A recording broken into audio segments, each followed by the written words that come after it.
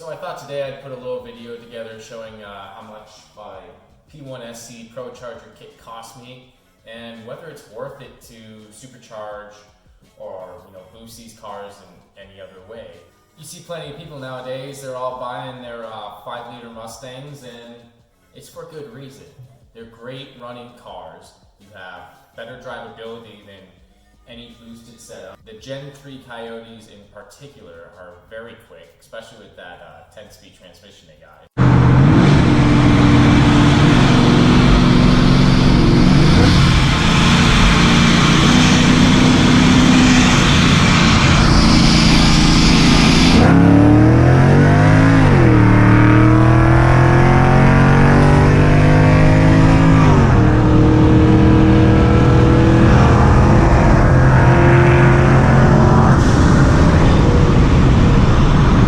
Basically, let's get into the rundown, and I'm going to compare how much I personally spent on my supercharger kit and whether you think it may be worth it to supercharge your 3-valve or just buy a 5-valve.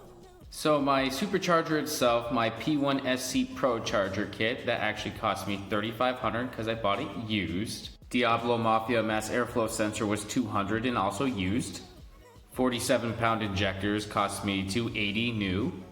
Walboro 400 fuel pump, which is located under the rear seat, cost me $250. ATI super damper for my F1 crank pulley cost me $380. Brisk 3VR14S plugs cost me $130. Miscellaneous parts, fluids, hoses, and other modifications I had to do to the car to make the kit fit, that cost about $100 to do.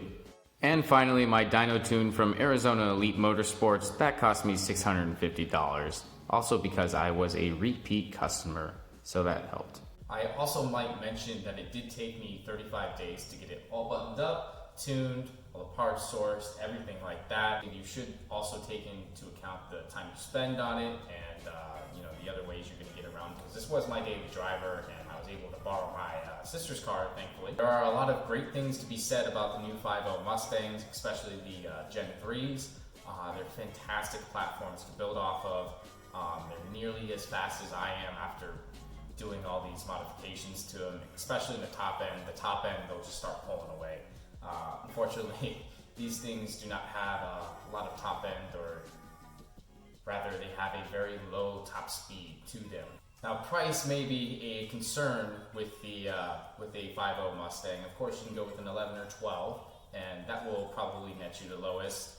13s and 14s, when they did get the facelift, I believe they're still the Gen 1 Coyotes. They did get an 8 horsepower bump.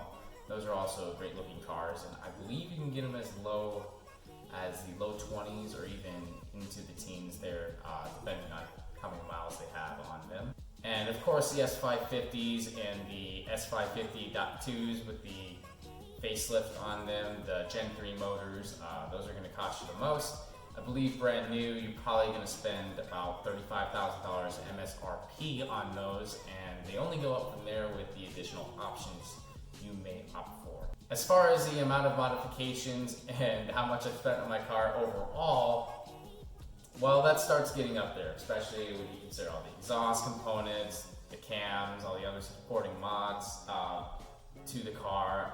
I've got aftermarket bumpers, hoods, that costs paint work. Then you got the wheels, your tires, suspension work. It gets up there pretty fast. I think at the end of the day, what I would recommend is if you've already put a lot of money into your car, I say full send, boost it. Go with the turbo, centrifugal, or a root style blower, go whatever route you want, but at the end of the day, that's your car. It's a lot more unique, and I'm just going to assume you don't have a car payment on that either, that you would have on a brand new 5.0. So that would also limit the amount of modifications you could do to it. Plus, it seems like nowadays everyone is driving a 5.0 Mustang around, so there's not a lot you can do to stand out from the crowd there, and that's one of the greatest things about this car. It's something unique that I've built. It looks pretty different from a lot of cars out there. I did kind of copy maybe Drew Peacock's front end there. I think the bumper is slightly different though. But besides from that, I've been able to make it my own, so that's the best part about it. I will say though, if you don't already own a 3-valve and you're looking for a car to buy, I would recommend than just buying a 5.0, because that is a better platform to start on. Those motors, they can hold more power stock.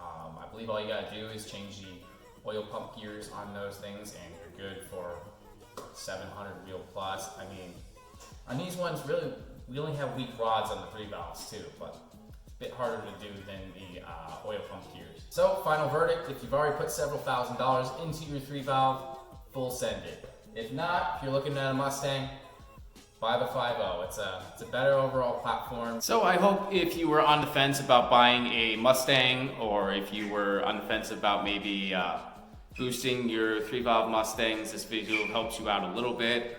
You know, it's not the end all be all to everyone's problems. It's just a solution for me. I love my car right now. It's so fun to drive everywhere.